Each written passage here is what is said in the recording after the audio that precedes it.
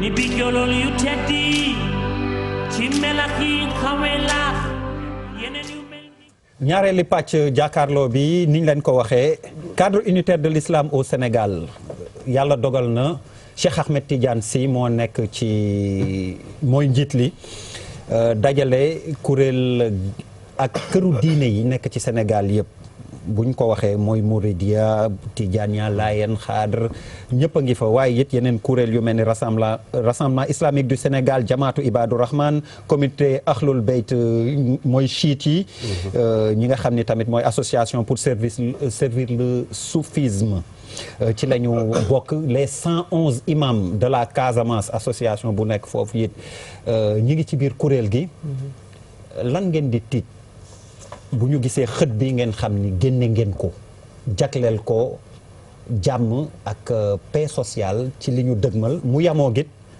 société civile looloo waral sax solo teewaayu Alioune Tine muy donc doublement ñaari yoon lan ngeen di tiit ba lii ngeen fësal ko. asalaamaaleykum damay nuyuwaat ñi nga xamante ni ñoom laa fekk ci plateau bi sama mag Alioune Tine nga xamante ni ñoo bokk baay. waaye sama xarit aussi Moustapha Diakhaté nekkoon doom it ci sama wayjur nekk sama xarit. ak mboolem taskati xabaar yi ma fi fekk. di ziare aussi mboolem kilifa diine yi ak kilifa aada yi rawatina xalif généraux yi nga xamante ni ñoo nekk ci bopp tariqa yi turuq yi nga xamante ni ñoo nekk ci réew mi. waaye ma tàmbale rek benn xeer bu ndaw bu ma lay sànni en tant que animateur de débat. dañuy jàppe sëriñ souvent koo xamante ni warul bokk ci débat politique. c'est vrai que waxante wuñu sax mais maa la épargne. dañuy bu coow li bare. sëriñ dañuy toog di seetaan ndax day refléter sax société sénégalaise. exactement bu coow li bare sëriñ dañuy toog di seetaan. bu ñu nee ba commencé dóorante rek doo ko xalaat gestu ci sëriñ si. exactement mu nekk li sama mbokk wax sànq sama benn sëriñ bu si sëriñ Seydina Issa Laye di ko faral di wax. ne sëriñ yi dañ leen di tàmm di leen woo ci tudd yi ñuy tudd liir yi kooku amagul responsabilité. wala jullee néew yi ku xamante amatul benn responsabilité ci réew yi. waaye nag ñun ñu ne duñu ko bàyyee noonu. mais aussi dañuy bàyyi suñu waar ci li nga xamante ni mooy réew mi. moo tax ñu créé li nga xamante ni mooy cadre unitaire de l'islam au Sénégal. Sénégal boole këru diine yi yàgg na fi ay tentatives yàgg na fi am waaye tentatives yu bari du ma ne dafa échoué waaye mujjul en tout cas objectif ya nga xamante ne moo ko taxoon a jóg mujjul antu. moo tax lii bañ koy mbébét créer association sax taxu ko woon a jóg. dañu daan yi nga xamante ni këru diine yi ak ay intellectuel mu nekk ay intellectuel ci wàllu kàllaama tubaab wala ay intellectuel ci kàllaama arab ñi ngi ciy génn di échanger di waxtaan dafa am ay événements yu ñu commencé di tëral ci bu événement bu mel ni gàmmu jotee wala ay màggal muy ay colloque muy ay jotaay xam-xam yoo xamante ni ay borom xam-xamu diine wala sax ay borom xam-xam yoo xam ne seen xam-xam dafa màcc ci wàllu société dañuy daje di waxtaan ci benn thème boo xamante ni c'est en relation ak la religion. ci colloque yooyu ci la idée bi njëkk a germé ci benn colloque bu ñu organisé woon King Fahd Palace. cellule Zawiya Tijaniyya organisé woon ko. ñu invité ci woon nag këru diine yi. Rawdu Rayaahiin ci bu nekk ci Touba invité ci comité scientifique bu Laayeen yi et cetera. mu am suñu benn sëriñ bu baax suñu Cheikhouna Mbacké moo njëkk a émettre idée wu comité scientifique yi nekk ci këru diine yi di daje. ba ñu jógee ci loolu ñu dajee ci benn suñu xarit Ousmane Sène professeur Ousmane Sène di ñu abal foofu ca Wark ñu fay daje di waxtaan ci ay bu mbir xewee ci réew mi ñu daje fa toog waxtaan ci xaaj fa weccante ci xalaat. foofu la idée créer une association germe ndax dañu ni xalaat yi fiy génn. boole ci ay professeurs d'université ay kàngaam yu bokk ci tarixa yi ak i ñoo xam ne sax bokkuñu ci ay tarixa ñu ne est-ce que du ñu créer benn cadre boo xamante ni cadre échange lay doon réflexion ci problème yi interpeller société sénégalaise en relation Dieu n'entend avec la religion ci loolu la ñu créer association bi man bañ koy créer sax pour wane ni ay ñu baax a ko ñoo ko seexoon bés ba ñuy def assemblée générale ba fekkuma fi suñu mbokk sëñ Abdou Aziz Mbacké Madialis moom moo woo ci téléphone daal di may def haut-parleur daal ne ma bi ñu décidé daal nee nañu yaay nekk suñu président ndax bañ koy sos ca cellule Zawiya ca conférence su cellule Zawiya Tijaniyya ba lañ ko xalaate woon macha allah wa tabarakallah ñuy ànd nag di ci waxtaan di ba ñu ne comme ay kuréel yuy ëmb këru diine yàgg na am te musul am mujj nañu tëral benn plan boo xamante ni dafay stratégique mais aussi dafay opérationnel day am cëslaay ci la ñu créé élaborer un plan xalaat ci lu toll juróom benni ponk bi ci njëkk mooy gis nañ ni que Sénégal exception li ñuy wax dafa am exception sénégalaise ci wàllu ni nit ñi di communauté yi ni ñuy dundee communauté religieuse yi communauté ethnique yi te am na loo xamante ni war nañ koo mën a reproduire ci yeneen i réew wala yeneen i contexte yoo xamante ni ay contexte conflictuel lañ mais exception sénégalaise boobu kenn élaboré wu ko maanaam kenn xamul ci ban cëslaay la am dëgg-dëgg ñu ne kon nañu xool lan la tegu bi ñu xoolee lii exception bi Sénégal am mooy këru diine yi ak ni mu tëddee ak enseignement yi nga xamante ni moo fay jóge ñu ne kon particularité société sénégalaise am na ci lu ci bari loo xamante ni mi ngi jóge ci enseignement yi nga xamante mag ñu baax ñi ñoo ko tëral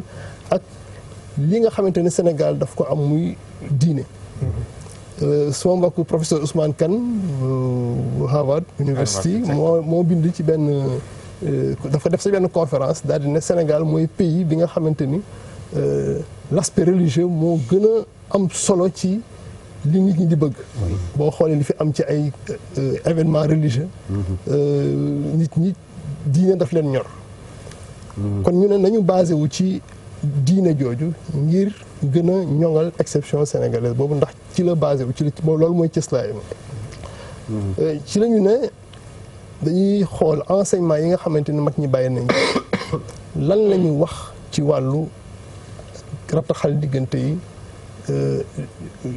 mais aussi ci wàllu bonne gouvernance ci wàllu éthique ñu ne dañ suñu ay références yu ci ëpp ñu surtout ñi nga xamante ni français la ñu jàng seen référence ci ay Platon la ak Socrate ak ñooñu donte ñooñu sax ay philosophe lañu. amuñu dara lu ñu leen ŋaañ mais ñun tamit dañu am ay références fii ci réew mi boo xamante ni suñu jëlee seen i jàngat mën na am suñuy doom wala ñun ñi suñu bopp sax. mën nañu ko jëriñoo ba mu gën a jëriñ réew mi.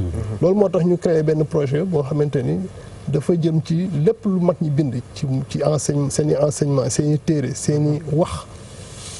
jëmale ko ci jàmm jëmale ko ci jubóole jëmale ko ci bonne gouvernance ñu tënk ko ci ay manuel premier manuel bi ñuy créé actuellement war nañ def séminaire bi nga xamante mooy séminaire de vulgarisation bi pare na mi ngi toll ci 120 pages ci loo xamante ne ay enseignement yi ñuy tiré ci ay mbindum Serigne Touba mbindum Seydi Hadj Malick ak seen i sët ak seen i doom mais aussi ay bindu ñoo xamante ni seeni xam-xam day ci tradition lañ ko basé.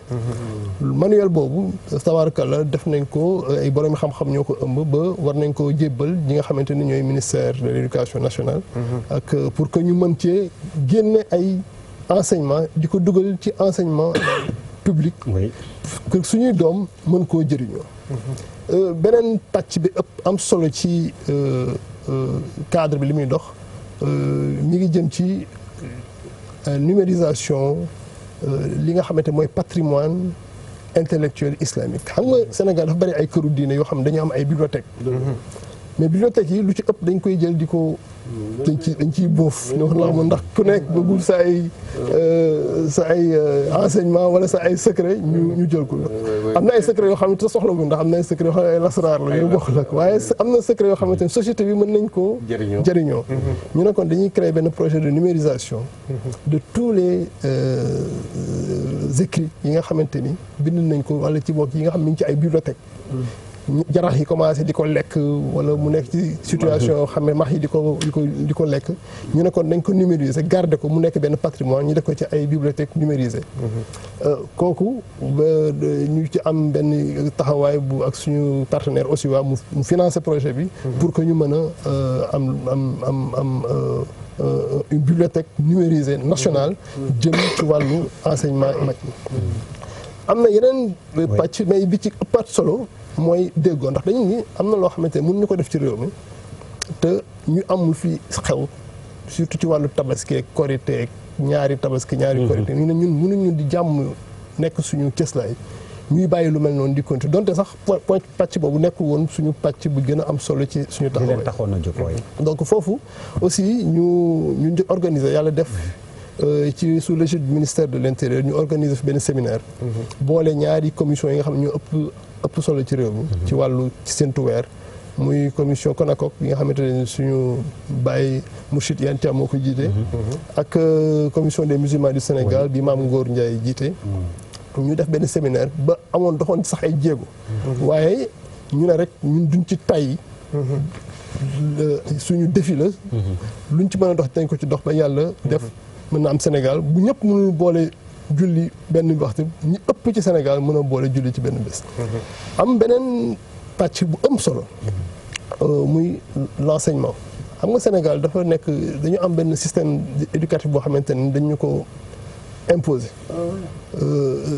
suñu dañoo judd ñu yóbbu ñu école ñuy jàng programme yañ fay jàng dañu ko parachuté te mu am benn enseignement boo xamante ne ci réew mi la cosaanoo muy enseignement daara mag ñu baax génne fi te ñoo mooñ tey réew mi ni mu tëddee ñu jël enseignement boobu mais nasaxal ko ba mu jur am ay dérives gis nga xale yi nekk ci mbedd yi ni mu tëdd di yalwaan am na loo xamante ni man def naa benn nu ñu koy waxee ci jàngat boo xamante ni bi ñuy dëgg ma ci gàmmu gi la woon ma dem rencontrer sëriñu daara yi nekk Tivaouane di leen laaj ndax yalwaan bi mu commencé bari foofu di leen laaj lan moo waral yalwaan bi ndax da ngeen a bëgg tàggat xale yi ci humilité naka mag ñi daan defee wala ndax ñàkk moo tax ngeen di yalwaan unanimement ñoom ñëpp dañ ma ni suñ ko sañoon duñu yalwaan ndax ba ñuy sanc daara daanuñu yalwaan li ngeen yalwaan wi da ngay gis ko am daaraam jóge ci dëkkam ñëw sanc am fukki nit daara ba di màgg ba moom dootul am moyen wu yor daara ci mu bàyyi xale yi ñuy yalwaan sama mbokk sëñ Abdou Aziz Mbacké Madialis def na ci ak à travers sa fondation ONG GSIE def na benn cartographie ci daara yi à Touba di def liggéey bu am solo ngir réorganiser leen mais liñ ci seetlu mooy ba léegi dafa am benn dañ leen nasaxal daara yi Sénégal dañ leen nasaxal état bi lam ci waroon def ci alal dugalu ko donc yooyu yëpp ay réflexion ci la ñu nekk pour xool naka la ñu mën a autonomiser daara yooyu ba ñu mën a am li nga xamante ni mooy seen cëslaay ci réew mi voilà am na solo lool mais dafa yamook jamono ji ni ma ko doon waxee ak Alioune Tine bi nga fi dajel mu am xët bu ngeen génn ak élection yi ñu dëgmal ngeen di woo état bi ngeen wax ak acteurs politiques yi ku ci nekk ci li la war pour élection yi libre transparent mais aussi apaisé te it ci seen taxawaay yéen ngeen ni consensus ci processus électoral bi mooy li ñu doon waxtaanee ci bu njëkk ba rek fiabiliser processus boobu assurer rôle médiateur bu dee juunoo am na avant ak après élection yi waaye it signaler condamné lépp lu ñuy bind léegi ci internet bi ak yeneen plateforme de communication comme réseaux sociaux yi médias yi ñun ñi loo xam ni daal day xotti wor ma day jéggi wor ma ak loo xam ni day mën a indi fitma junj nañ ko ak sëriñ bi xam naa dina ci ñëw lu waral ñoom religieux yi sax ñu taxawee foofu maa ngi la ko doon wax ci première partie bi ne la ñu bañ a dugg ci yéen it depuis 2-3 jours maa ngi lay dégg lu bëri ci média yi ci initiative gu ni mel lu ngeen tiit religieux yi comme société civile bay alerter nii xam nga moom xam na macha allah sëñ Abdou Aziz Al Amin dal na yàlla yokk leeram ba mu tëdd yàgg nañ ko sollicité chaque fois bu amee rek dañ daan dem ba foofu mu teral ñu bu baax macha allah waaw dëgg mën naa ne sama tonton la woon sama sëriñ la mais dañ daan waxtaan li mu bari xam naa ko ci politique si moom laa ko jëlee am politique Sénégal colonisation ba léegi boo toogee nga toog nga déglu ko parce que dañaa waxtaan yu yàgg ay heure ñu toog di ko déglu lu bëri lañ fa daan jëlee te bi ñu njëkk a def pacte républicain dafa ñëw histoire si ndax bi fa la ko raconté ñu daal dem jëli sëñ Muntaxa kii nu mu tudd kii sëriñ Sidi Mokhtar non boobu sëriñ Sidi wax non taal waa taal bi non sama papa ma Thierno Mountaga Seydou Mountaga waaw taal Thierno Mountaga ñu ko fekk mu ngi tëdd sonn fekk Thierno Madani tukki mu ne ko àllinti na fi ne bàyyi li ngay def yëpp nga ñëw ànd ak moom moo ñëwoon taxawal fa waa taal ak monseigneur Adrien Sarr ñu wax fa wax yu baax fekk ñëpp dañ dajale woon sax ci pacte républicain ak problème yi am yëpp chaque fois bu ñëwee dañuy déglu bu baax ma teel que sëriñ Mountakha ak sëñ Mbacké sëñ Touba passé fa journée wax li may attirer attention mooy leen c'est-à-dire bu fekkee ne da nga am un mécanisme traditionnel boo xam ni mooy wax di def médiation wala nga am ay religieux yoo xam ne ñooy taxaw di wax bés bu seen wax na saxee rek musiba am parce que dama ko gis Mali man quand même maay expert indépendant boo xam ne moo ne Mali day ne coow loo xam ne kenn du ko mën a arrêté c'est waxtu woo xamee ni sa mécanisme traditionnel dafa na sax ba kii jib te gis ba bal yi jib musiba naaru laay la ñun ñu ngi jéem a seet nan la ñuy dem bu ñu demee Mali ñu seet communauté yi li tax ñuy xeex te ñoo xam ne dañ daan juboo daan régler seen problème ba mu baax diggante dogon yi ak pël yi dogon yi sax dañuy làkk pël donc loolu bu demee bi yàqu te ñun am nañ ko macha allah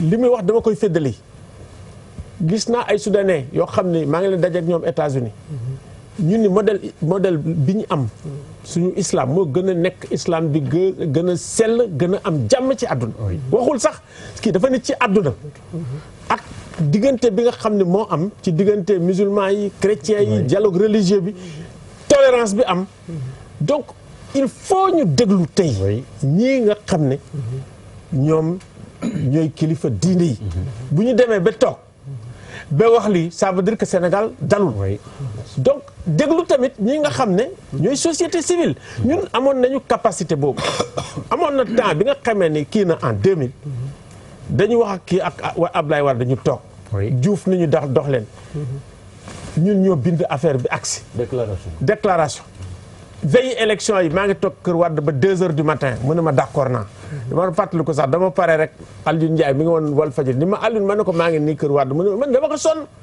voilà toog ba 4 heures et demie du matin ni leen bu élection yi ci kii maa ngi ko wax ci la veille de ne Abdou Diouf dana reconnaître résultat yi bu fekkee ne kii nañ ko gagné nañ ko ñu def mu ne 2000 mu ne affaire yu neex fa laa jógee sax waxtu bu ma jógee di dem seeti dem francophonie Abdou daf may recevoir problème yi daan am yëpp muy Mauritanie muy feneen toujours dafa nekk francophonie donc il faut vraiment kii di jiitu réew mi xam ne moo ñu njabootoo ñun ñëpp muy opposition muy pouvoir ak ku fi ne te rang boobu nga xam ne moom la am fonction bu éminente la bu am solo boo xam ne képp koo xam ne Sénégal nga war nga respecter institution boobu dafa am solo institution boobu tamit li koy jëmal boo nee njaboot da ngay flexible am yërmande ci sa njaboot lu am solo ba pare di déglu am humilité parce que loolu dafa am solo lu baax la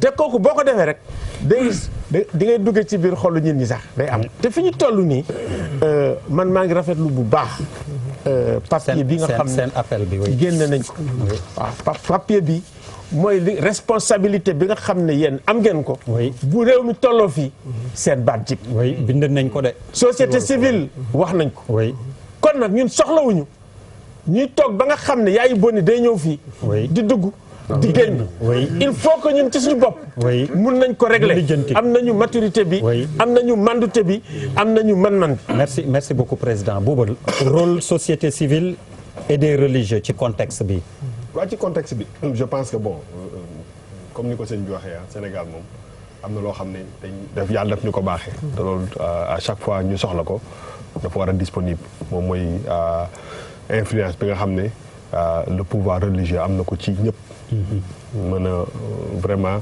fexe ba du ñu egg fenn mais aussi dafa am loo xam ne daf ko jiitu parce que nit yi aussi damay jël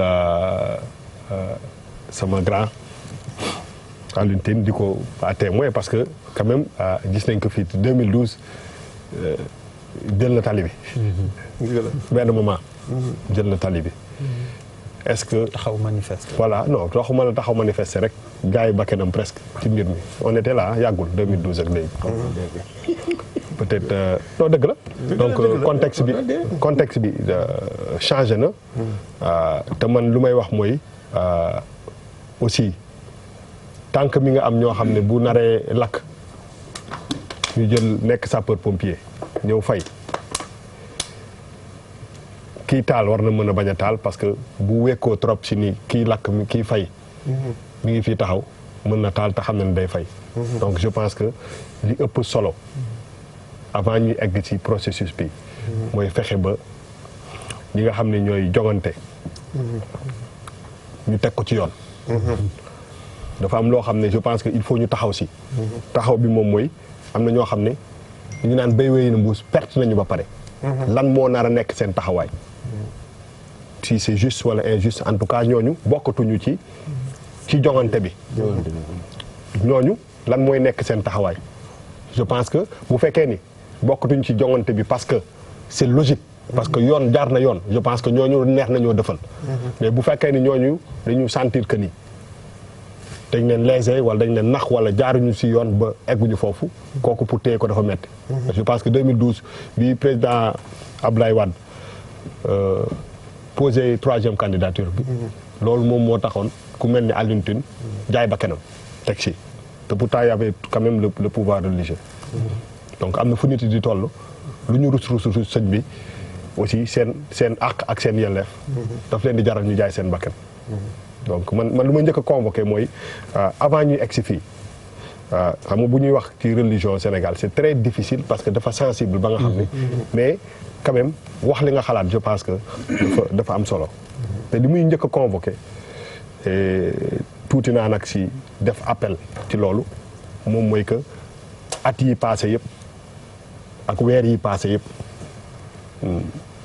neutralité chef religieux yi dafa am solo pour mun leen permettre ñu nekk juge ñuy trancher parce que xam nga bu fekkee njiitu réew bi dafa tukki dem ci benn dëkk ñu ne ko yow la ñu àndal c'est un engagement boo xam ne déjà parce que bu sëñ bi waxee dafa waxul moom kenn rek ñu mu àndal dafa woote donc am na benn taxawaay boo xam ne boo ko ubbee librement après c'est très difficile nga mën a taxaw calmer parce que déjà mooy comme li malal di wax dafa am foo féete te loolu même nu ñu nekk ay taalibe il faut ñu convoquer ko parce que mbirum réew mi la ak mbirum yoo xam ne il faut ñu teg ko ci table pour xaw ko waxtaanee même si dafay diis donc je pense que côté boobu aussi moment yi ñuy taxawaay boobu dañ ci war a taxaw ñu ne damay wax tout le temps que nit bi nga xam ne bu ñëwee fëgg sa néeg fekk sëñ bi toog mu raam ba ñëw sujjóot toog ci suuf nga toog ci kaw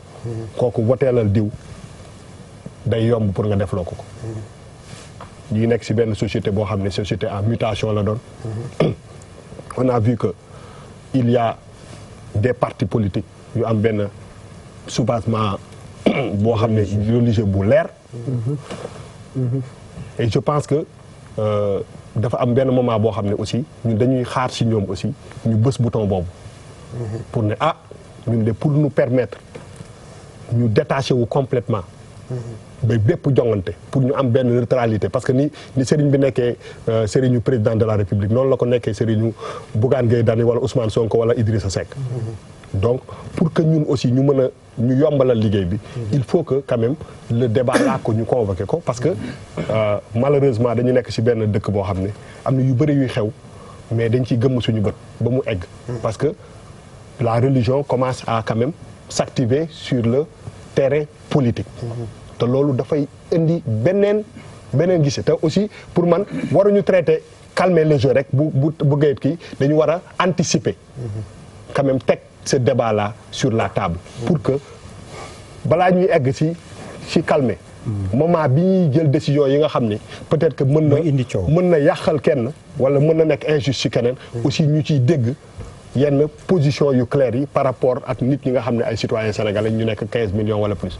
Je pense que loolu dafa am solo quoi. Donc je pense que am na benn moment boo xam ne nit ki dina toll foo xam ne sëñ bi même bu ko calmer moom dina calme dina ko ci rus mais du ko teree def l'essentiel. Donc je pense que avant ñuy egg foofu je pense que ce débat là mérite d'être posé sur la table. Alors Papis Diaw. waaw sur la neutralité qu'il faut aux religieux. Non, moi je voulais d'abord pour pouvoir ci cadre bi. gannaaw bu ñu dégloo aussi sëriñ bi. c'est vrai que wax na yu am importance par rapport ak contexte bi.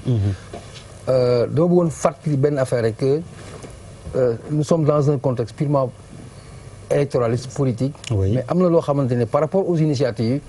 qui intéressent les Sénégalais qui n'a rien à voir avec la politique c'est-à-dire bu ma jëlee exemple amul Sénégalais par exemple bu naqarluwul ñaari Korité ñaari Tabaski. yaa ngi koy soulever léegi. ça c'est une demande sociale. tous les Sénégalais rêvent aujourd'hui de revenir xam nga à l'histoire ce que nous avons vécu vivre une fête ensemble en harmonie et que mu continuer parce que doo gis ñaari Magal Touba doo gis ñaari Gàmmu Tiwaawan toujours c'est homogène c'est uniforme. ma ñëwaat nag si parmi vos recommandations parce que je l'ai parcouru un peu dama am benn préoccupation mais au-delà ma am benn naïveté wala benn confiance par rapport au contexte. Parce que quand vous dites le cadre invite tous les acteurs politiques quel qu'en soit le bord à une attitude républicaine en respectant les décisions des différentes juridictions mooy attekaay yi damay fàttali principe bu ndaw nit boo nangoo mu lay arbitrer di la atte dafay am benn base de confiance il faut nga wóolu ko déjà. Et pour le cas actuel du Sénégal par rapport aux juridictions rapport de confiance moom moo brisé wu.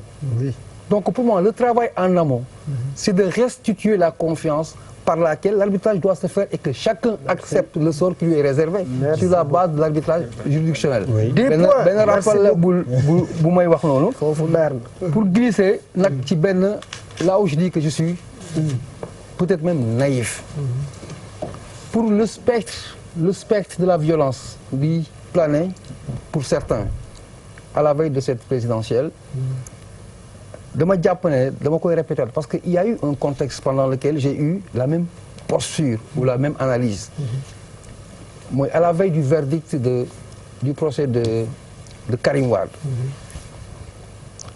ma gën si renforcer wu en disant que aujourd'hui les Sénégalais ont une maturité telle que je ne pense pas qu'ils s'engagent dans des combats individuels je ne le pense pas maturité sénégalaise sociétalement parlant moom moo yegg foofu parce que quand on allait vers le verdict contre Karim ñu naan dëkk bi day takk les trucs vont machin j'avais dit je faisais partie des Sénégalais qui disaient suba ici je l'avais dit sur ce plateau demain les gens vont aller travailler il y aura de l'effervescence parce que la passion l'exige c'est l'enjeu présidentiel c'est normal mais je ne pense pas que les gens fassent la guerre pour des intérêts exclusivement vils qui n'ont aucune incidence sur ton quotidien. Autant la présidentielle est dans le calendrier républicain, la demande sociale est dans le calendrier quotidien. C'est un faisceau, mais y a des voix différentes bokkuñu. donc man gëm naa ne dinañ xeex dinañu xuloo mais dañuy delluwaat si suñu ay parce que Sénégal gi ñoo ko moom ça n'appartient pas aux politiques ça n'appartient pas aux familles politiques c'est pour tous les Sénégalais et nous sommes obligés de vivre ensemble et on ne va pas se tuer. Malal, tu as applaudi dégg naa non mais c'est très bien xam nga ñun aussi dañ cosaanoo kilifa diine kilifa aada yi tempérament bi ñuy waxee kii duñ ko waxee ak moom loolu dañ ko cosaanoo et je trouve pas ça juste c'est pourquoi quand il a fait cette remarque là c'est très énorme di wax ni en fait dañuy saluer cadre bi parce que c'est quand même important te bi mu ne aussi jamaatu Ibadu Rahman ci la bokk c'est ça dafay jox crédibilité cadre bi parce que souvent ñoom par rapport ak seen gis-gis dañ leen di exclure lii am importance on a bien rappelé ici que ñoom lu baax lañ fiy def loolu dëgg la mais aussi ci seen biir am na ñi nga xamante ne il suffit que ñu recevoir un politique mu jox leen xaalis ñu déterminer ay position wax li nga xamante ne waruñu ko wax et je pense que aussi il y a un besoin important de faire un travail d'assainissement à ce niveau-là parce que dinañ am ay échappées solitaires yi nga xamante ne nit ñi ci famille religieuse yi lañ bokk des fois ñu jógee ci tijaan yi des fois ñu jóge ci murid yi des fois ñu jóge ci tarixa bu nekk te loolu yëpp li ko waral mooy parce que l'argent a été introduit surtout dans un contexte électoral léeg-léeg sax nga gis benn sëtu xalifa benn sëtu kilifa bu mag ñu wane ko ak président wala ñu wane ko ak tel wala ñu wane ko ak tel mais c'est important que ñu wax ni ñoom aussi ay nit lañu comme nit ñëpp dañuy am ay soxla xaalis dañuy jub dañuy dëng quel que soit espace bi ñuy évoluer c'est-à-dire il faut les juger comme ni société bi di doxee parce que ci Sénégal lañ nekk te on sait aussi que bëri na ñi nekk ci sëriñ si liggéey yu ñu defuñ dara ils vivent de chantage et de politique loolu lu am la mais bu ñu c'est-à-dire pour moi le premier pas à faire c'est d'abord aussi dire écoute qu'est-ce qui ne va pas chez nous et comment on le règle au niveau interne ba pare il y a le niveau externe c'est quand même très important mais di wax ni dëkk buñ ci nekkee le jeu démocratique doit être animé animation bi nag ay idée la ay leneen ak leneen la et il faut rappeler que Macky Sall c'est parce que les gens ont résisté qu'il est arrivé au pouvoir nit ñi dañu aluntin paaka lañ ko jam on se rappelle de ça il y a eu des morts ki mu profité Macky Sall la donc en fait moom la ñuy njëkk a interpeller responsabilité am c'est-à-dire qu'il soit très ouvert qu'il soit très réceptif parce que quand même il y a une tension qui plane si on additionne la colère des karimistes si on additionne la colère des Khalifa et en fait des coléreux tapis dans l'ombre parce que y a des gens yi nga xamante ne c'est la situation sociale du pays moo leen merloo ñu ngi toog yooyu noonu yëpp bu nit ñi dajalee loolu yëpp ñaanuñu ko yàlla c'est une tension il ne faut pas bu ñu nekk ci ay optimisme wu way non dara mënul xew dara mën na xew parce que aujourd'hui des jeunes qui ne travaillent pas am na ci dëkk bi des personnes qui travaillent qui ne sont pas contents ci fi ñuy liggéeyee ñu ngi ci biir dëkk bi contenir colère boobu dañuy xaar occasion pour génn il est également important que quand on étouffe les gens ne leen ku fi marche ma nangam de toute façon et puis quand l'État parle aujourd'hui quand l'État parle le ton est très sec il faut diluer le ton c'est important ton bi dañu war a diluer le c'est-à-dire dëkku fii dëkku na wax bi rafet la c'est très important moom lañ jàng ci maam Alaaji Malik jàng ko ci maam Limaamu jàng ko ci ñëpp mooy wax bi dañ koy jox na taaru na des fois soxlawul muy dëgër donte xam nañ ni président ci yenn question yi war na ci ferme war nañu taxawaat bu baax a baax a baax et puis en même temps il faut s'adresser à la jeunesse parce que c'est les jeunes qui seront au cœur de ça muy les politiques muy les partis politiques d'opposition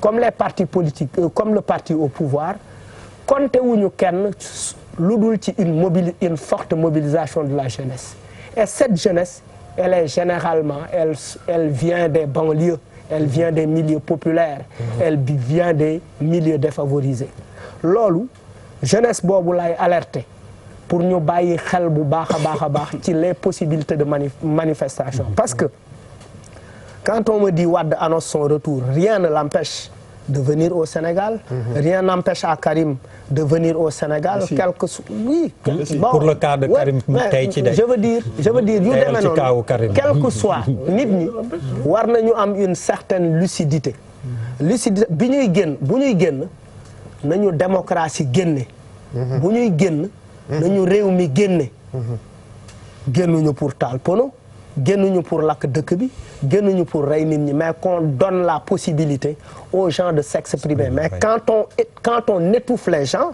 en fait quand ça dégénère ça peut être dangereux. Voilà, merci Malal. Charles, à toi. Der, moi je pense qu'il faut prendre peur. Waaw. Pourquoi? Waaw. Xam nga la religion et la politique Sénégal c'est historique. Depuis c'est historique. Il y a toujours eu cette relation très proche maanaam entre tarixa yi diine yi toutes les religions ak les religieux lu yàgg la Sénégal c'est pas nouveau ce qui commence à être nouveau te borom xam-xam dafa am lu mu xam ak lu muy gis mooy que nit ñi borom xam-xam yi mooy maanaam si tarixa yi taxaw di convoquer les politiciens tous les acteurs politiques si benn rendez-vous boo xamante ne dañu ne transparence élection paisible ak élection apaisée.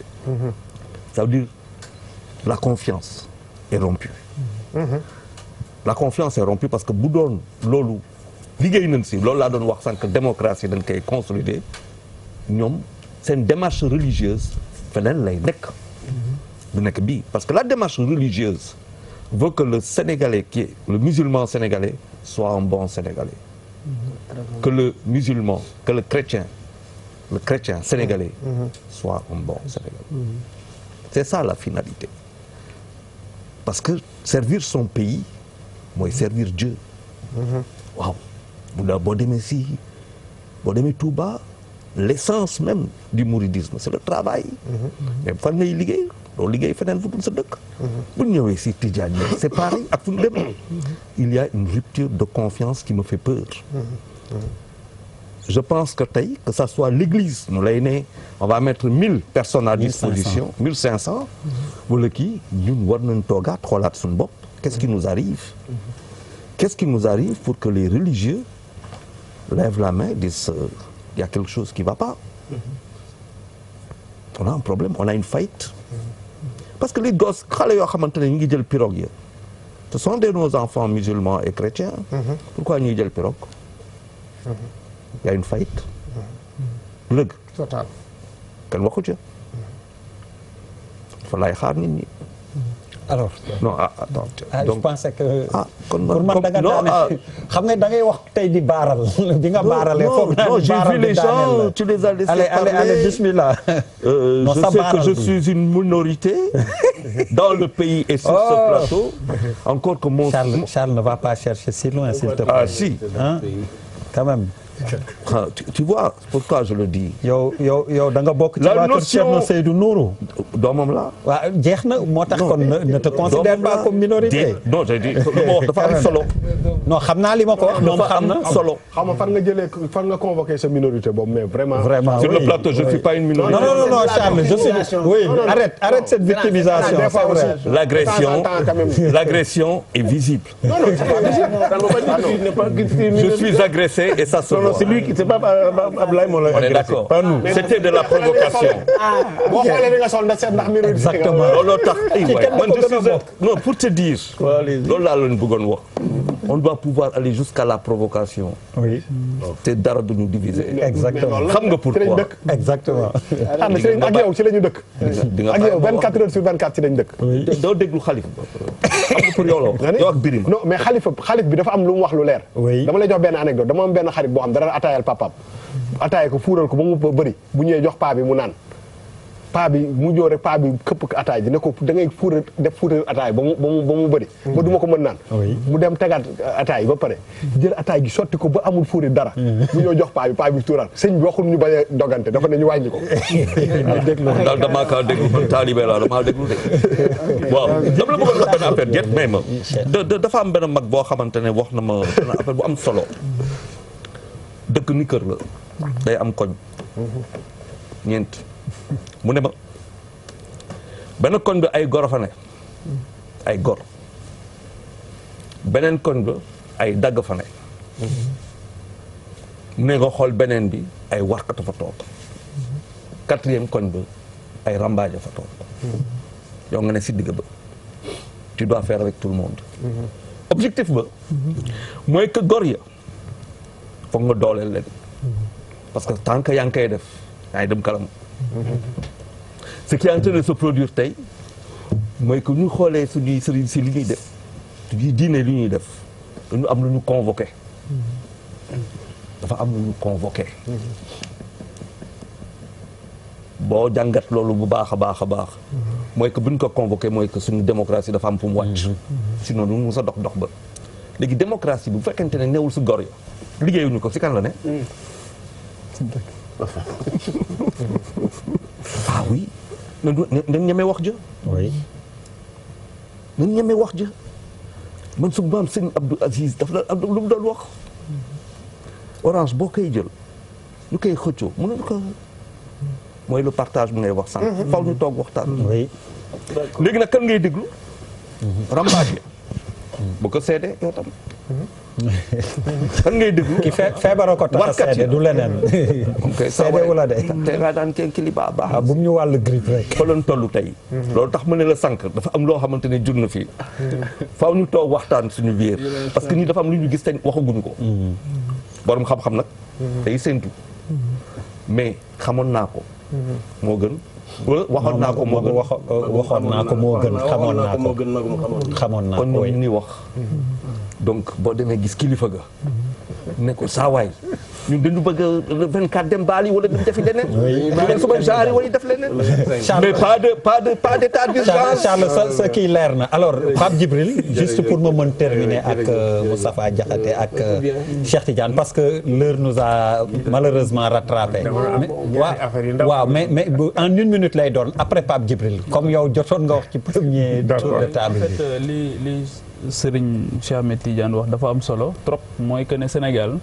man dama jàpp ne problème bi c'est beaucoup plus profond mooy bi ñuy tabax suñu réew déjà dañu inspiré wu trop sur la loi de 1905 bu France bi séparé woon église avec la gestion des affaires publiques te histoire u église ak France ça n'a rien à voir ak sunu diine ji mal transposition mooy erreur bi booba ba tey nag dakkuñu arrêté wuñu di importer rek di imposer copier-coller ba ci discours bi amoon Bâle ba ñu wax ne il faut ngeen dugg ci processus de démocratisation pour bénéficier wu ci ay aide ak yooyu booba ba tey ba à quelques kii près ci club yi ñuy dem ak yooyu yëpp da ciy nekk ndaxte boobu ba tey du ñu leeral bu baax lan mooy la contrepartie des dons lan mooy la contrepartie des prêts lan mooy nangam encore une fois opacité dafa sonal état africain yi te maa ngi koy wax keroog Papis naan ma est-ce que la transparence peut être tyrannique si tyrannique la transparence dañuy toll foo xamante ni ku yabu nekk plafond de verre parce que loolu mooy dimbali ñëpp ku yabu leer nañ parce que de plus en plus exigence citoyenne dafay am Sénégal rupture bi ñu def noonu bi ñuy tabax état du Sénégal aussi en 1960 rupture bi négation boobu aussi dañ ko continuer moom la Cheikh Anta doon xeex ak ñeneen ñi nga xamante ni ñoo bokkoon waaye du moom rek encore une fois le conseil supérieur islamique amoon na déjà avec ñoom sëñ Cheikh Mbacké Gaïndé Fatma ak ñoom Thierno Mountaga Tall ak ñooñu ñoom it ñu amoon yitte ci ñu dégg leen ñii dama ragal ne ils seront pas audibles wax nga musiba. parce que li tax ma wax ko mooy xoolal fi seen financement bi jógee aussi moo leen financé. qu'est-ce qui empêche à l'État du Sénégal de prendre en charge seen besoins yi. bu fekkee bëgg nañu nekk un interlocuteur crédible pourquoi aussi waa. avec une démarche scientifique de l'État. Ça me semble être une question légitime. Peut-être sëriñ bi dina ci indi dina ci indi réponse beneen bi aussi mooy l'autre crainte que j'ai par rapport ak religieux yi ñu ci bëri léegi ay homme d'affaires lañ. classe sëriñ si c'est un homme d'affaires. waaw mais léegi waaw. oui homme d'affaires xëy na dafa am connotation négative. c'est un entrepreneur. waaw entrepreneur. si c'est très péjoratif. Ah non, moi je suis un homme d'affaires, c'est pas pour je. Non, yow tu es un affairiste. Bon, dans le contexte bi mu ko. non Charles s'il te plaît si on recontextualise c'est assez péjoratif. Sans juger ce qu'il dit. L'homme d'affaires, c'est pas. Et Pape yeggalil ko puisse avancer yeggalil. Charles donc au moins sax li may permettre mooy que capacité Pape Djibril ñu dagg ko. j'aimerais bien qu'on le teste ah. bi yoon ne dagg nañ ko te waxoon daggee nii lay def. oui dagg nañ ko te waxoon. ah non non non ak moom oui ak moom non boobu ak Papis la. non man dañ may dagg tout le temps. léegi l'autre crainte que j'ai ma wax ne te du lu ñuy négliger mooy ñu ci bëri ci ñoom ay hommes d'affaires lañ te homme d'affaires yenn saa yi ak état central surtout ci suñu réew yi dafay nekk ay vases communicants parfois sax ñu entretenir ay liaisons dangereuses pour seen yëf gën a mën a dox. non malal s'il te plaît. c'est pas Richard Diéré. waaw en fait Moustapha ñaaw ma njort naa sama papa dafa may wax ne ma du ñaaw njort la. c'est man nag ñaaw njort laa def. je pose des questions qui me semblent légitimes. donc beneen bi mooy contexte bi. te ma jàpp ne foofu lay trouver bémol bi. mooy que dañoo nekk ci fin wu processus. ci contrôle Alioune Tine nga xam yàgg na dem di pacifier. fin wu processus. appel à la paix yëpp day gën a indi problème. en réalité vous attisez le feu. du ngeen indi solution. problème bi mooy waroo bàyyi c'est-à-dire te loolu laa leen laaj li tax ngeen bàyyi processus bi mu suivre ba egg fi nga xamante ni. wure ba dem na kën. est-ce que aujourd'hui appel à la paix bi jàpp leen ne mën na indi problème leneen lii moom c'est un appel que je lance même à l'église parce que Sénégal église ci consultation électorale yi ñu am yëpp yi fi gën a ñàng loxo église mosu ci jóg mais façon déploiement bi ñu bëgg a def suñu ko defee mën naa am ay conséquences yu triste mooy que ne ñi nga xamante ni buñ fa eggee ñi nga xamante ni duñu kontaan su leen neexee ñu bañ a déglu église mën na ko discréditer ci ñi nga xamante ni ñoom la ñu yónni. donc pour man il y a encore des possibilités que l'église ne se déploie pas il y a encore des possibilités que religieux yi aussi ñu revoir seen position et que ki nga xamante ni wala ñi nga xam acteurs politiques yi xam nañ blocage yi fi mu nekk xam nañ point d'achoppement yi mais lillahi wa rasuli nañu ko def te yàlla tax. mais def lan. mooy tey jii par exemple jàpp naa ne bon wax nañ ko ba sonn waaye. nag dañ ko wax. par exemple. man sama conviction. ci misaal rek. sama conviction. bokk na ci Aly Ngouille Ndiaye war a organiser élection yi. sama conviction. bokk na ci suspicion yi am par exemple. ci par exemple la DGE ak yooyu yëpp. pour man yooyu yëpp tey jii état du Sénégal war na ci mën a intervenir.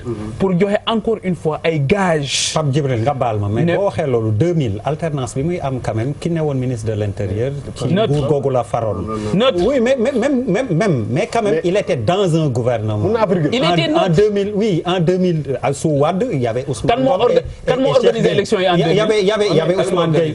c'est le général Cissé. mais c'était qui? C'était Cissé, c'est le général Cissé. C'est le général Cissé. mais général Cissé bu ñàkkee élection. 2012 général Cissé bu ñàkkee élection day dellu ci liggéeyam. Charles virgule rek. Mais non, c'est le même général Cissé qui vient voir le président Abdou Diouf. mais benn virgule rek. Der mënoo may virgule. Il y a pas de souci. benn virgule rek. Mais c'est pour 30 secondes seulement. benn virgule rek parce que s'il te plaît. yow ma may la aussi. non li 30 secondes booba s'il vous plaît déglu leen. 30 secondes man benn virgule rek laay wax li tax ma waxoon au début dama ne. aujourd'hui lii régler problème bi li tax nit ñi tiit dëggantaan ci fànn yu bëri c'est pas kan mooy organiser élection bi mooy kan mooy bokk ak kan moo dul bokk. mu mën a indi problème. pour man loolu aussi. Alioune Tine pour 30 secondes s'il te plaît. mu mën jox damay ñëw rapidement. non le timing jeex na. pour ñu xam ne. am na ñaari forme régulation. am na régulation boo xam ne mun nga ko def dans la durée. te jumtukaay yi ak xalaat bi génne nañ ko ci lii nga xam ne mooy pacte républicain lii nga xam ne mooy assise lii nga xam ne mooy CNRI kooku mooy nga am des institutions démocratiques yu dëggal moo tax ñuy wax. exactement. démocratie du élection rek. mais une démocratie post-électorale.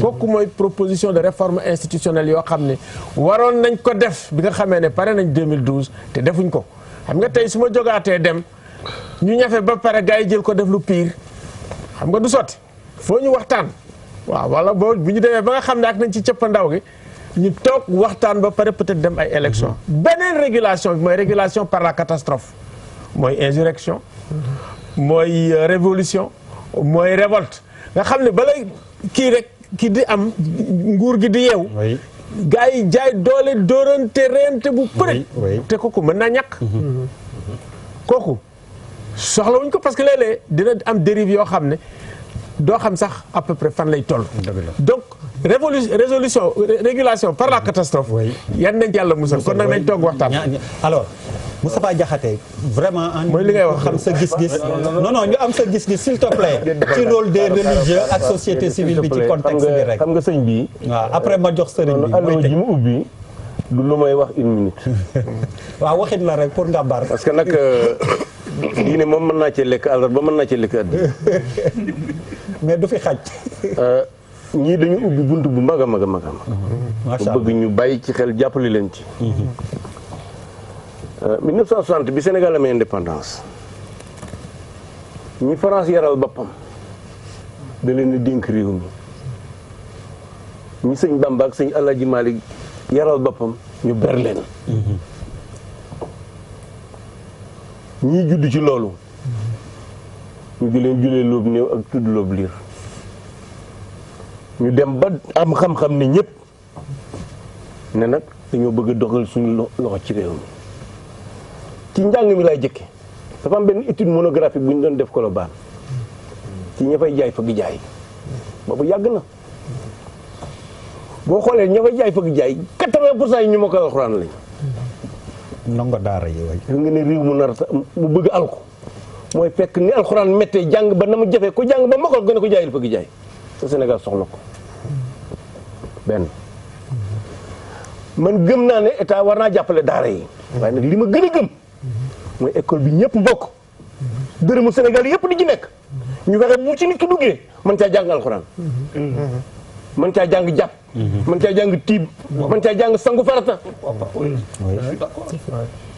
parce que dama wax sànq ci mooy tàmbali ne daara yi defar Sëñ Bamba ku fa duggaloo yàqu tax loolu man li ma gëm mooy dans l'école publique sénégalaise dañ cee war a dugal njàngum diine alxuraan duñ jàngal de sëñ bi non l'histoire des marabouts mais nañ leen jàngal diine rawatina ci nag arab loolu man bu soobee yàlla lu ngeen ci fu ngeen ma ci woot naa ci wuyu bi ci des mooy li ngeen jóg di woo nit ñi jàmm yéexut parce que xel yi na dellu si rek ba xel yi delloo si rek jàmm na tey man nag personnellement ginnaaw yàlla daf maa dimbali yëf yi lee ma yàgg ci terrain bi ñaare du ma tiit maanaam man dama mbett nag waaye tiit du ma dal parce que man dama fekkee 88 ñun dañuy woote bi ñu toog université ba fii rek char yi wër rin ñu jóg ñenn ñi ñibbi ñenn ñi toog fa ñu pendant ñu def état d'urgence ci le lundi tëj Abdoulaye Wade ak ñëpp ñu continuer di xeex ba gindi konte am lu ñu teg muy code électoral bu baax 2000 fii la ma fekk ci Ndakaaru naka ni fii 2000 fekk la boutique yi Ndakaar maanaam booba métier bi gën a baax ci réew mi mooy menuisier métallique sama mbokk commerçant yëpp barricadé wu ñëpp la réew mi day tàkk ñu xëy wote ca ba ñu dasaan jot Abdou Diouf Abdoulaye Wade ne ko félicitation 2012 gii tiitoon nañu waaye ba daataan set Ablaye Wade woon na Macky Sall. 20 heures. Sénégal googu fa newoon ba léegi nag jàpp naa ne moo fi nekk effectivement waxtaan war na ko def pour dellu si xel yi waaye man li ma xam mooy bisu élection bu ñëwee boobu nag bisu Sénégal la boobu nekkatu bisu politicien gëm naa ne Sénégal yi bu jóg dem ci bureau de vote wote ji ka ngay woteel dina jot saw carte man loolu gëm naa ko maa ngi leen di encouragé bu baax sëñ bi xam naa ne fii ngeen jëm xam nga du keroog bi Lat Joor demee fekk Maba Jaxu Ba. mais xaaral si tax histoire du Sénégal nag nekk émission bi jàkkaarloo la tudd. une minute jeex na. émission bi jàkkaarloo la tudd.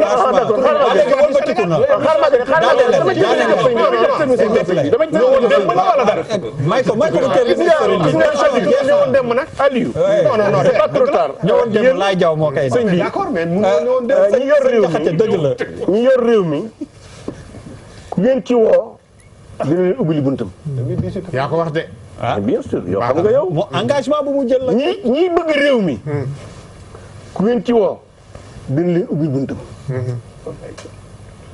ñu ñëpp ñoo toog dégg. oui. ñëpp ay toog. ay seede leen. fii la juddoo de. ñi yor réew mi ku ngeen ci woo. ñu bëgg a bokk te mënuñoo bokk nag. non xaaral xam nga.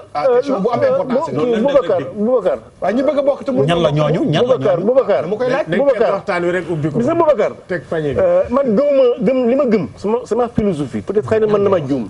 laaj ko xam mooy waxtaan lu munta réglé amut. waxtaan lu munta réglé amut. réew mi am nay jaar-jaar yu métti. bañ defoon na réew mi day sànku. ay waxtaan ko indi. waxtaan woowu nag ñun ñëpp ci am responsabilité. wax suñu ne réew mi moom fii nu accès suñu démocratie bi ba ñëpp dina ko ñee. kenn ku ne ci noonu sa bëgg-bëgg waru tax nga yàq ko. alors Moustapha. donc xaaral dimbali ma. s'il te plaît xoolal foog ma tëj. non déedéet xam nga Baba Ali tey jii da nga am loo xam ne. parce que sëñ bi moo. yow yaa jëkk a organiser émission ci Sénégal. oui. TFM moo jëkk a organiser émission ci Sénégal.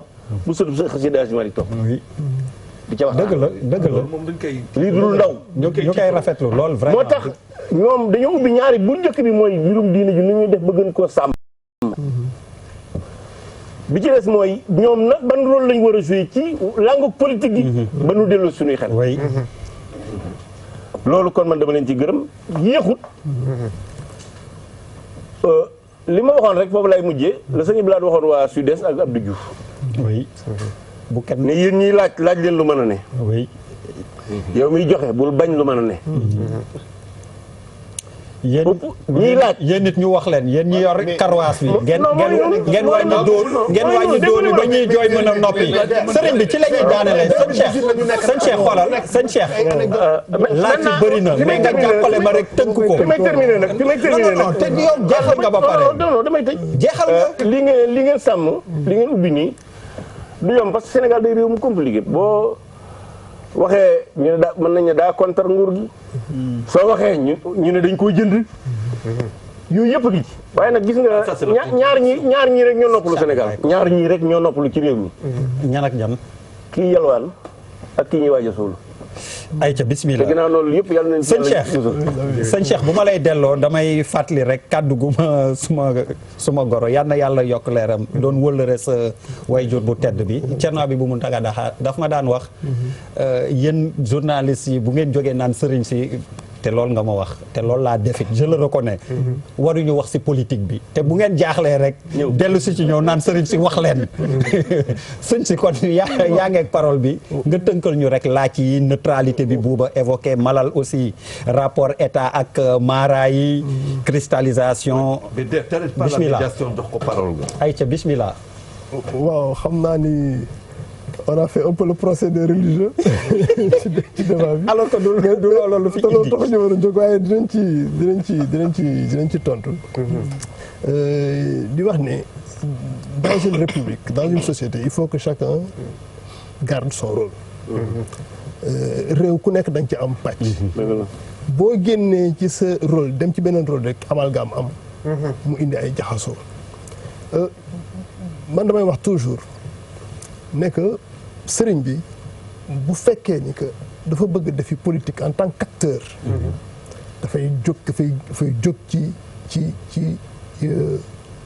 andu sëriñam dem dugg ci politique ndax politique dafa am lu mu laaj foog naa ni Senghor moo ko waxoon sëñ Abdoul Ahad wala xaw ma kan la ko waxoon wala sëñ Cheikh Mbacké ne ko bu ngeen politique ngeen baal ma de yëf yi saay-saay la yéen li ngeen def yiw la su ngeen fekkee ci suñu boor ñu duma leen suñu leen fekkee seen boor ngeen duma ñu donc pour dire que dans une république dans une société ku nekk da nga war a def sa rôle boo passé sa rôle rek normalement da nga war a bàyyi sa cëslaay pour def leneen alors ñun en tant que religieux damay wax ni amuñ surtout dans le cadre je me répète du cadre unitaire sañuñu Sénégal jëm ci élection mu am ay surenchère ci wàllu ay déclaration kàddu yi waaw mu xaw a ñagas ñu wax ni kii naan bu ma deful lii élection du am wala buñ ma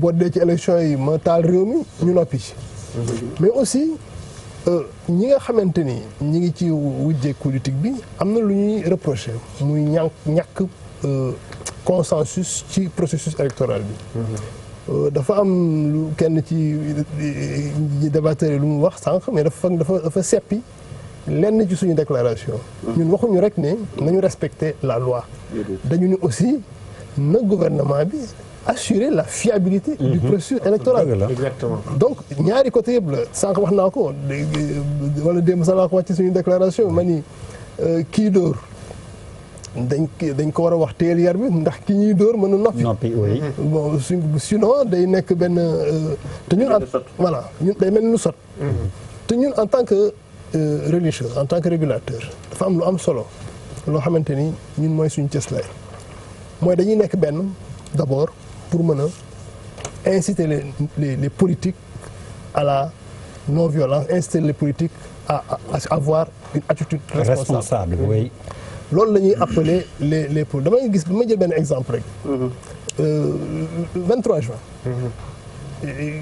peut-être am na rôle boo xamante ne religieux joué nañ ko fasaluñ ko mais bu jàmm amee peut-être am na lu bari ci jàmm ji ci am ci ñoom la jógee mu jógee ci mën naa leen si sax Serigne Abdou Aziz Al Amine ak Serigne Sidi Makhtar Mbacké loo xamante ne ñoom ñoo ci joué rôle ba reculer le président de la République am na benn kilifa bu jege woon président de la République boo xamante ne tey mi ngi dund mën na ko def seede donc ñun du ñu wax ni que c'est trop tard pour que ñu mën a wax élection yi passé ban période la fi Obasanjo ñëw di def médiation ci biir campagne électorale donc ça veut dire que jàmm moom wax ci du wees bukk il faut que nit ñi aussi xam ni ñun en tant que religieux am nañu bien entendu am nañu suñu mën a féete ku ci nekk am nga sa xol fu mu nekk mais su fekkee da nga bëgg te loolu la ñuy appeler aussi te ñu ngi koy magnifier rôle bi nga xamante ni kilifa diine ñu ngi koy jouer surtout xalif généraux yi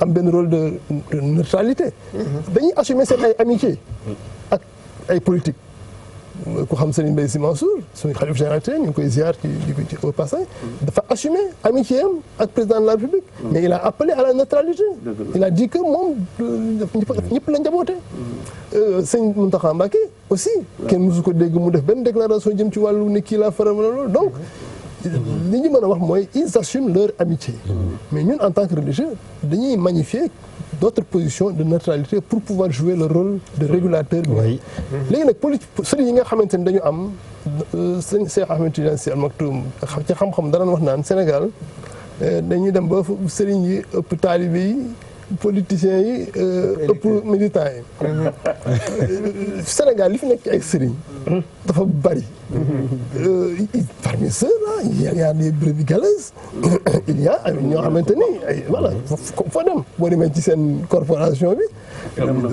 même chose léegi nag bu fekkee dañu bëgg a jël benn comportement benn sëriñ nga bëgg ko généraliser da ngay discréditer sa société da ngay discréditer li nga xamante ne mooy cëslaayu ci sa société et ñun duñu ni que bien que am nañu légitimité ci wàllu diine ndax booy xool cadre bi ñu ko ëmb yëpp ay organisation yoo xamante ne ñi ngi jóge ci këru diine yi. boo nee Rawdu Rayaahiin tey Touba xam nga ni moo yore lépp lu jëm ci wàllu xam-xam ci wàllu màggal. nga jël cellule Zawiya Tijaaniyya lépp lu wàllu jëm ci wàllu xam-xam ci wàllu moo ko fa yore. cellule communauté scientifique bu Laayeen bi nga xam ne Seydina Issa Laye moo ko ngam. Jamaatu Ibaadu Rahman. Rassemblement islamique du Sénégal association des services du soufisme ñooñu ñëpp c'est des associations c'est des ay kuréelu diine yoo xam yu am légitimité. loolu moo leen mën a permettre ñu mën a yëkkati seen kaddu. dafa am ci tariqa tijaani yi benn lu Seydi Hadji Malick bind ci Faakihatul Tulaab mu ne boo nekkee ak sa sëriñ ci charte tariqa bi sax la bokk. da ngay topp ci gannaaw. amoo droit nekk ci kanamam wala nga ànd ak moom. waaye bu jamono lëndëmee da ngay wut lamp nga jiitu ko taalal ko ndax muy gis fi muy jaar. te ñun toll nañu foofu tey. dañoo am ay kilifa yoo xamante ni dañuy nekk ci seen i kër. mën na am du ñu génn wala du ñu wax ak ñëpp. ñun ñi nga xam ne ñoom seen ay njaboot ñoo am responsabilité tey. di leen leeral li nga xamante ni moom la ñu war a waxee ak li ñu war a xamee. beneen bi mooy am nañ beneen responsabilité ci wàllu les propos offensants. te foofu lay tëjee. dafa am de plus en plus li ñuy wax les réseaux sociaux. nit ñi di ci wax. di ci dafa am Umberto Eco foog naa benn moo wax ni que réseaux sociaux mooy. fi nga xamante ni bistro la boo xamante ni waaja daraan wax rek. su waxee kenn ñëw ne ko noppi. mu jeex fa waaye léegi dafa am occasion. di wax àdduna yëpp di ko dégg. donc ñooñu. tey dañu am responsabilité ñun en tant que religieux pour sensibiliser nit ñi. te loolu mooy sax motifu séminaire bi ñuy organiser gannaaw suba ak Facebook. boo xamante ne dañu yëg suñu taxawaay. ñu contacter ñun dañu bëgg a organiser benn séminaire ak yéen pour sensibiliser nit ñi ci ay danger wu réseaux sociaux. bu demee ba Facebook. incorporation bi nekk Londres ñëw Sénégal pour sensibiliser nit ñi ci wàllu danger réseaux sociaux ça veut dire que y a un problème ñun am nañ ay kilifa yu nekk fii yoo xamante ni mën nañ ci gën a sensibiliser nit ñi donc loolu mooy tey suñu taxawaay et dans le cadre ci wàllu cadre unitaire bi ci loolu lañu bëgg dox incha allah di ñaan yàlla jàppale ba réew mi jàmm mu wàcc fi xëy na benn question rek balaa ñuy tëj maa ngi bëggoon jaar gis-gis en fait dama amoon benn question bu ma doon laaj kilifa gi moom mooy ñoom en fait seen vision si li nga xam ne moom laa doon wax sàmm tànk mooy que aujourd'hui dañu constaté que ni quand même bëri na ay chefs religieux yu commencé quand même dugg si politique am ci taxawaay bu metti et li gën a bëri ki seen taalibe yi c'est ça avant seen militants yi seen taalibe la ñu doon ban taxawaay le cadre bi aussi mën a taxaw parce que ñun dañu soxla ko si chefs religieux yi seen taxawaay de neutralité boobu je pense que problème boobu aussi pour peut-être anticiper si li nar a ñëw je pense que aussi war nañ ci mën a wax pour xam un peu parce que dafa nar a gën a yokk gën a jéggi dayo et loolu mën na poser problème même pour les acteurs politiques traditionnels ban parti la non du ma dugg si détail dama ne la ay parti laa parce que du kenn rek du kenn dama ne aujourd'hui de plus en plus ay chefs religieux parce que dañu am mbooloo bu bëri ñi ngi jël def transformer ko en parti politique c'est moom laay wax ku dugg sa néeg di raam ba ñëw sa kaw boo ko nee votel moom votel la te loolu finalement bés buñ non mais luñ ci gën a dem mu gën a non li ñu gën a dem rek mu gën a yokk te je pense que loolu aussi war nañ ci mën a alerter pour ñoom ñu wax ñu si aussi ñu mën a comprendre seen taxawaay si par rapport ak loolu. une minute. waaw juste pour daa tontu benn question bu ma xeer bu mooy Djibril Sane juste pour dire que ñun cadre bi amuñu taxawaay ci wàllu politique su ma nee tax c'est un cadre boo xamante ni amul appartenance politique maanaam ku ci yëngatu it donte mën nga am yow loo am ci sa xol. oui mais cadre bi du am position politique. oui. On est à équidistance de tous les partis politiques, de toutes les sensibilités politiques. Maintenant, à titre personnel fa ma laajee question boobu ci politicien wax naa ko sànq sëriñ bi ndax am na droit dugg ci politique. Je dis oui parce que citoyen la. Absolument. Il a le droit de faire de la politique. Maintenant. Il y a des problèmes, des dérives par rapport à cela. D'abord, le fait que le politicien, le militant, mooy amalgame bi ma doon wax sànq militant bi mën na day nekk taalibe militant. day am amalgame ci wàllu boobu. mais loolu moo tax beneen bi danger dafa am danger. danger bi mu indi mooy confrontation bi ñu mën a utiliser ci religion jëmale ko ci politique. ndax loolu c'est un risque que ce pays-là peut avoir. mais aujourd'hui on ne peut pas dénier. ma wax ci wolof sax mënuñu bañ ne sëriñ bi dafa war a def politique. tontu Pape Djibril dafa am ñaari tontu benn bi mooy Osiwa c'est notre partenaire mais du wàllu xaalis bi ñu dugal suñu poste. moom moo ñu contacté ndax dafa gis benn projet mu jëm ci wàllu enseignement en tout cas valorisation du patrimoine intellectuel et religieux. mu ne ñoom dañu am wàll boo xam ne dañu bëgg liggéey ci loolu. contacté ñu nañu am na laaj mu ndax da ngeen ci am projet ñu wan leen ko effectivement ñoom ñu financé wàll boobu amul kenn ku ci jël salaire c'est pour financer et du matériel et du fonds de roulement destiné exclusivement à ce projet-là. alors Alioune Tine vraiment dinaa la may pour 30 secondes Pape Djibril. damay yow comme musuma la. damay dédouaner tuuti sëriñ si.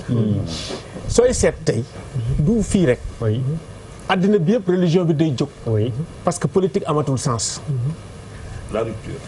amatul sens parce que serviratuñu askan yi niñ ko bëggee.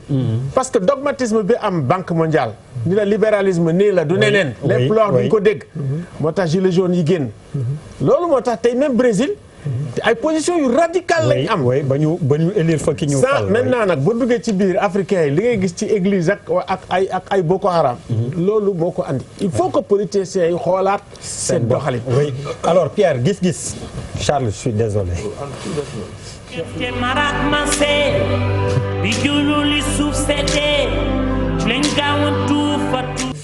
gis-gis bu njëkk bi alors Malal Talla kii defe naa tey moom yow laay njëkkee sa gars yi dañu saf sàpp ci yéenekaay bii di le témoin may remercier au passage Abdou Karim Diarra ci ñi njëkk a jot témoin laa bokk man kilifa ci 15 millions DER bi mu jot DER du man nee na moom lebal goo xam ni la 7% la lañ ko teg intérêt te dinañ ko rembourser niki niñ ko mës a defee tontu la doon indi ci Pape Amadou Sarr mi siiwal ni dafa bokk ci ñi ñu lebal ci fonds boobu Malal Talla.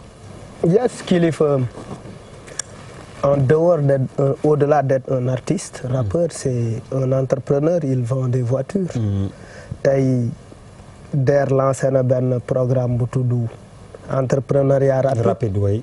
mu gis ni opportunité la pour moom il est allé emprunter de l'argent avec son GIE son groupement Ndindi la tudd son groupement mu bokk ak ñeneen donc je pense que engagé wul le groupe Kër gi engagé wul Thiat également Kilifeu la engagé personnellement avec le GIE je pense que fi ñu ko war a atte kay mooy ndax dina fay wala du fay.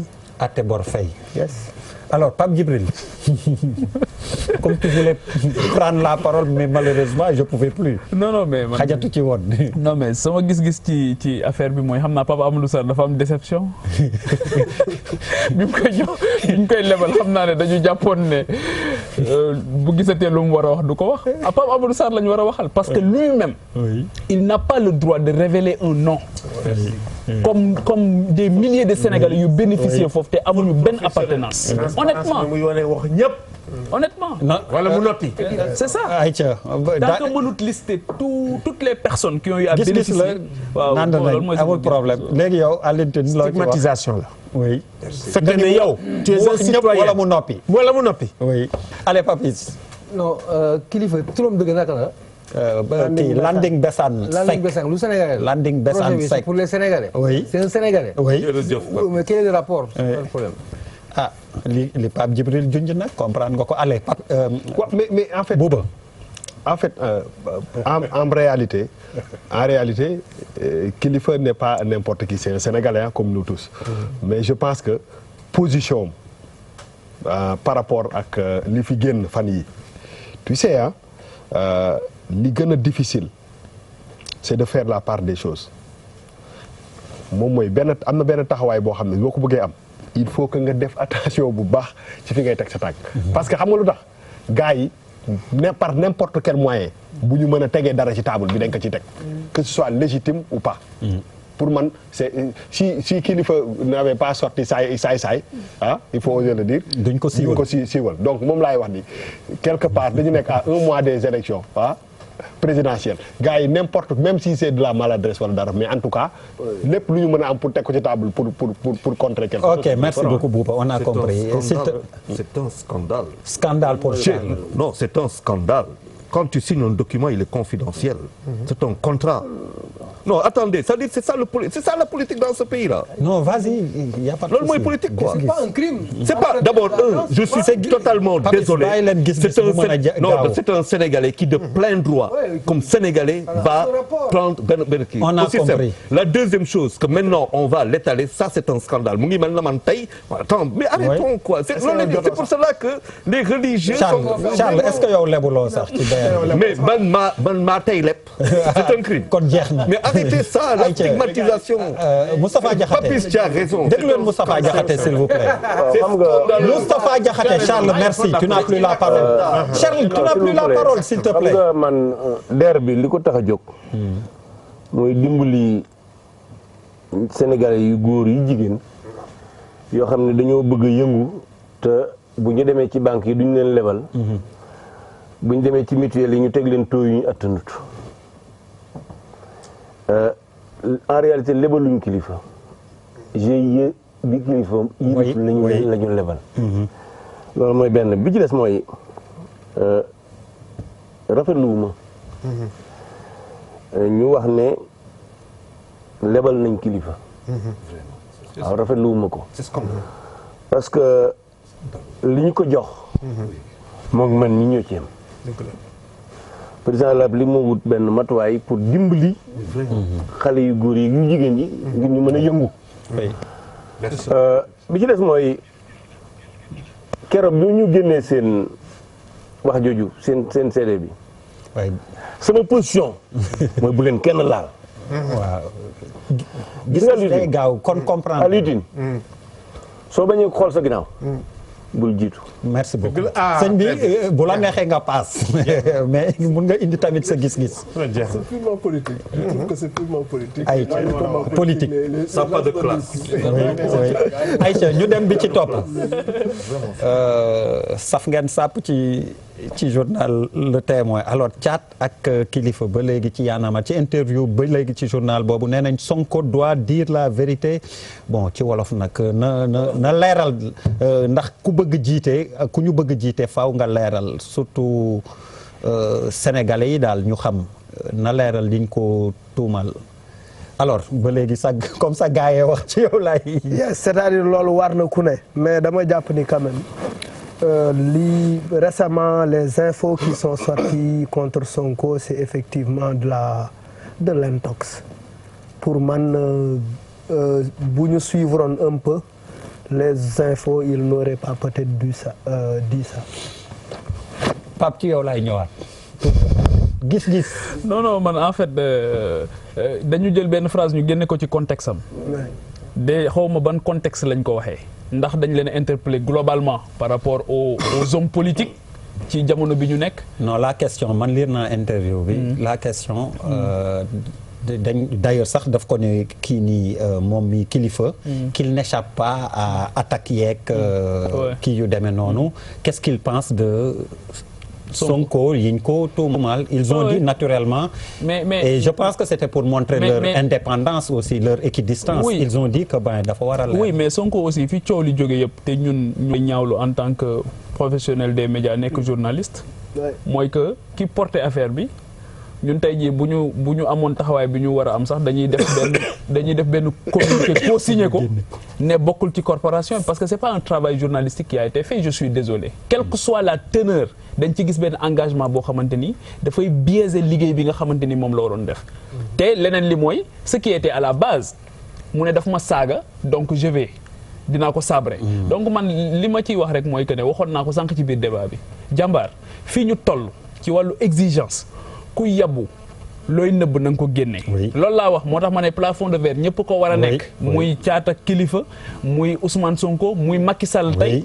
te légitimement loolu la gars yëpp di poser débat bi te booba di ko wax tout le temps par rapport ak la gestion des fonds publics. la gestion de la caisse noire tout ça il faut mettre tout ça sur la table. gis-gis très rapidement Alioune Tine. man kay je suis totalement d'accord c'est-à-dire que fépp foo xam ne mun na am transparence na am man caisse noire sax dama ko d'accord. munoo jël caisse noire nga koy utiliser par exemple comme fonds politique sax ci boppam la war a ñi warta mën a dégg yooyu yëpp. dafa war a indi waxtaan clientélisme politique moo yàq Sénégal moo yàq politique u Sénégal. allez Papis Diaw. waaw mais c'est moi je suis dans la même dynamique nit booy surtout nag booy joxe ay leçons de morale. di indiquer la voie à prendre di si jiitu très souvent. bu amee dara vraiment loo xamante dafa tax si yow moi le minimum de respect pour les Sénégalais c'est de leur expliquer ce qui se passe réellement sans être politique ou pas am nga obligation d'expliquer. ñi ngay wax chaque fois ne nii ngeen war a def wala ñii la ñuy def bàyyi leen ñëw leen si man. Bouba Ndour. waaw mais xam nga même boo demee ci dëkk yi gën a mag boo demee États-Unis période bu nekkoon ci élection présidentielle côté bii période bii li ñu naan dëët. kii quoi suuf si. lu salte li. lu gars yi mën a trouver. wala mu xaw a nuru lu salte dañ ko génne teg ko ci table bi c'est de bonne guerre je pense que quelque part aussi Ousmane Sonko bi ñu ko xamee ba léegi. ñu bëri ñu am sympathie c'est parce que génne na fi ay affaires yoo xam ne xaw na tiital nit yi c'est de bonne guerre donc booy génne aussi gars yi dañuy génne maintenant soo waree leeral pour ñi nga ànd ak yow gën a confortable bu ñu demee ñu leen Ousmane Sonko lii ñu ne demeewul nii je pense que débat boobu moom daw ko baaxul bu dee seen loxo set na fu ñu la woowee parce que on l'a vu très à l'aise buy dénoncer yenn affaires yi su fekkee ne nag dem na benn moment ñu lay kii bu dul dëgg moom lu dul dëgg moom leeral ko ci bëtu nit yi ça ne fait que peut-être renforcer quand même sa crédibilité par rapport ak ñi nga xam ne dañu am sa sympathie quoi. Charles Faye. waaw der bu mu la waxoon tey ceebu jën bu neex laa lekk fële si sumay xarit Wakam Mamel château Mamel loo may wax. oui parce que loolu rek ngay def tous les vendredis. oui ah man ñëw na ko def sama kër ça ne me surprend pas étude de ma. yaa ngi en direct on dit à la. day marqué ceeb. mais day marqué ceebu jën. alors vous voyez comment vous êtes tombé dans le piège. ndax lan. j'ai fait de on la parle de quelque délation. chose j'ai parlé d'autre chose. Le mépris d'une société commence par ça. Ne pas répondre à la société. Aïcha Moustapha Diakhaté. waaw xam nga li nga wax sànq am na defe naa Boubacar moo ko wax wala kenn wala Papis que ni bu fekkee ni nga duggee ci làmb ji. sooy bëri rek bëri la noonu. moom dafa duggee ci làmb ji di sulli mbootu nit ñi. ku jóg mu ne sàcc la détournement nangam. gis nga mbir mii mu tudd muy suufu surtout njagandooy waaw njagandooy taq na ci rip waaye nag du moom rek ci taq rip gis-gis ñu jàll ci sëriñ bi am naa sëriñ bi wax naan weddi tuuma du ragal oui kon nag bu mënee weddi tuuma na weddi gis-gis bu mujj bi alors dañ ko jëli ci laas bu démb pour moi c'est très social Seydou Diouf député ci benn rapport bu siiw ne 700 morts par an la ñuy am ci suñu tali yi une moyenne de 2 par jour à peu près alors nee na moom ci gis-gisam am na solo lool ñu taxaw dakkal ci lii nga xam ni mi ngi faagagal askan wi. affaire bi du am na solo c'est pas important c'est une obligation. Charles Faye. kon loolu nga ko waxee nee na romb na important obligation la. obligation. Malal Charles wax na dëgg obligation la. nga baal ma Pape dafa am man depuis ce matin li dal kii safaan bi moo ma dal. moom daa xëy nee na kontaan. man damaa xëy feebar ba ni ma ñëwee fii. mooy xibaar bi ma jot ne dafa am ay gone yu doon luubal. ñu dàq leen ñu dugg ci tunnel bi ñu teg ci ay pneu taal ko. depuis novembre. ça c'est un vrai problème. depuis novembre. 18 novembre suma juum. c'est un vrai problème. ça c'est un vrai problème. xam nga ni ngay wax suñu dese doyen bi moo tax mënuñu ko woon depuis ce matin man damaa feebar kii daa kontaan man damaa xëy rek feebar. wàllu accident de circulation nag. ñu nga Sénégal nag sëñ bi moo fi gën a naqaree lijjanti président Abdou Diouf dafay indi woon oto clinique oto. pour ñuy xool woto yu baax yi. safar yi garaw Macky Sall la jóg fi ne tolérance zéro ci accident safar yi yuuxu ak permis point. permis à point yi ñëw ñu ne du fi dal loolu lépp nag dara ayu ci nit ñi di wax seeni soxla état bu Sénégal moo war a jëli matukaayam que tëli bi woto bu ci jaar war a daw tëli yi baax ba aw lor bañ cee jóge Pape Djibril. non comme problématique yi nga xam moo sonal société sénégalaise dafa bari waaye nañu jël ay matukaay yu mat te lu ñu digle ñu jiitu ci. Alioune Tine. mais la vie humaine est sacrée suñu constitution la ne. oui. la vie humaine est sacrée. donc bu fekkee ne am na ay accident yoo xam ne des fois ay criminel lañ nga baal ma ak soit oto bi baaxul nga koy dawal man dama d'accord ci li Seydou wax et puis ñu taxaw xool nan lañ koy seet et puis état bi dafay am fulla ak fayda et puis population yi topp ci y a trop d'accidents et puis man di tamit li nga wax tamit ci xale yi dama tiit parce que kooku war nañ ko seet ñi nga xam ne ñoo def loolu jël taal pneu mais ñooñu c'est un assassinat. Papis.